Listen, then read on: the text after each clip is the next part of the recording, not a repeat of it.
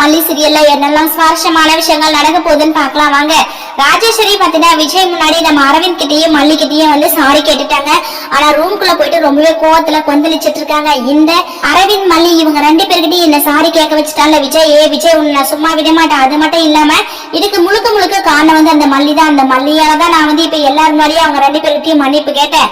ஆனா அந்த அரவிந்த நீ மட்டும் வர சொல்லாம இருந்திருந்தா இங்க பிரச்சனையே வேற மாதிரி போயிருந்திருக்கும். நான் ஆசைப்பட்ட மாதிரி வேற லெவல்ல இருந்திருக்கும் அப்படின்னு சொல்லிட்டு இந்த ராஜேஸ்வரி பத்தின யோசிச்சுட்டு இருக்காங்க. ராஜேஸ்வரி யோசிக்கிறது கண்டிப்பா ஒரு காலமும் நடக்காதுங்க.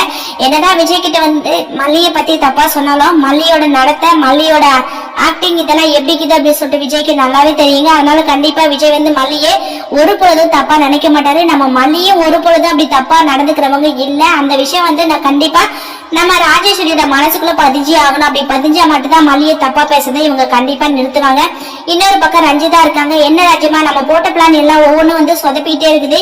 நீங்களும் ஒவ்வொரு பிளானா போடுறீங்க. கடைசியா அதுல நம்ம வந்து ஏமாந்து அசிங்கப்பட்டுதான் ஒரு இடத்துல இருக்கிறோம். இதுக்கெல்லாம் என்ன பண்றதுன்னு சொல்லிட்டே தெரியல ராஜ்யமா. நீங்க ஏதாவது ஒரு முடிவு எடுத்தே ஆகணும் அப்படின்னு சொல்லிட்டு இந்த ரஞ்சிதா பாத்தீங்கன்னா ராஜேஸ்வரி கிட்ட சொல்றாங்க. ராஜேஸ்வரி பாத்திராயே ரஞ்சி கொஞ்ச நேரம் அமைதியாரு.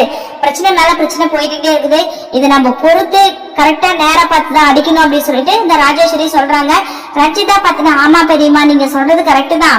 ஆனா அதுவரையும் இவங்க ரெண்டு பேரும் சைலண்டா இருப்பாங்களா? அதுக்குள்ள இவங்க ரெண்டு பேரும் சேர்ந்து வாழ்ந்துட்டா எல்லாமே முடிஞ்சு போயிடும் அப்படின்னு சொல்லிட்டு ரஞ்சிதா சொல்றாங்க. ராஜேஸ்வரி பாத்தீங்கன்னா ரஞ்சி இங்க பாரு வாயை மூடு.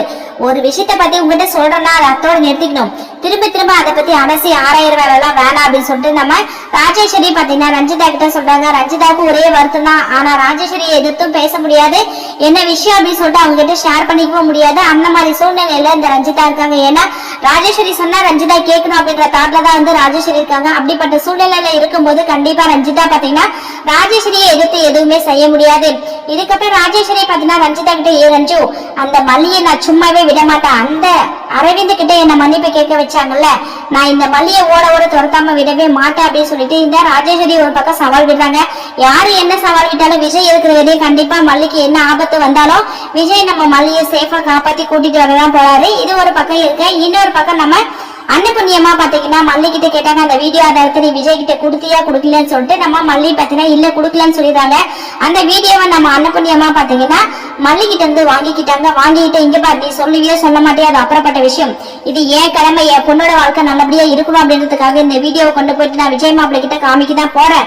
அதுக்கப்புறம் அவர் என்ன முடிவு எடுக்கிறாரோ எடுத்துக்கிட்டோம் அப்படின்னு சொல்லிட்டு இந்த அன்னபுண்ணியமா பாத்தீங்கன்னா மல்லி கிட்ட சொல்றாங்க. மல்லி ரொம்பவே பயந்து போயிடுறாங்க. ஐயோ பெரியமா இப்பதான் பெரியமா ஒரு பிரச்சனை போயிட்டு இப்பதான் அவரு ஓரளவுக்கு பழைய நிலைமைக்கு மாறி வந்திருக்காரு. அப்படி சூழ்நிலை இருக்கும்போது நீங்க போயிட்டு இந்த வீடியோவை பத்தி அவர்கிட்ட பேசினா கண்டிப்பா அவங்க ரெண்டு பேரும் மேலே கோவப்படுவாரு.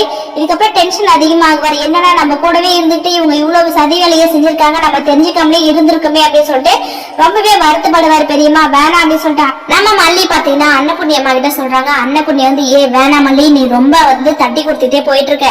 நீ தட்டி கொடுக்க அவங்களோட ஆட்டத்தை வந்து நிறுத்தவே முடியாது. அவங்க வந்து நிக்காம எல்லா விஷயத்தையும் வந்து செஞ்சுட்டே தான் இருப்பாங்க. அதனால இந்த பிரச்சனைக்கெல்லாம் ஒரு ஃபுல் ஸ்டாப் வைக்கணும் அப்படின்னு சொல்லிட்டு அன்னபுண்ணியம்மா சொல்றாங்க. சோ கடைசி வரையுமே நம்ம மல்லி உண்மையை சொல்ல போறாங்களா இல்ல அப்படியே வந்து மூடி மறைக்க போறாங்களான்னு சொல்லிட்டு வரப்போற எபிசோட வெயிட் பண்ணி பார்க்கலாம். இந்த வீடியோ பிடிச்சிருந்தா மறக்காம நம்ம சேனலை சப்ஸ்கிரைப் பண்ணுங்க. தேங்க்யூ.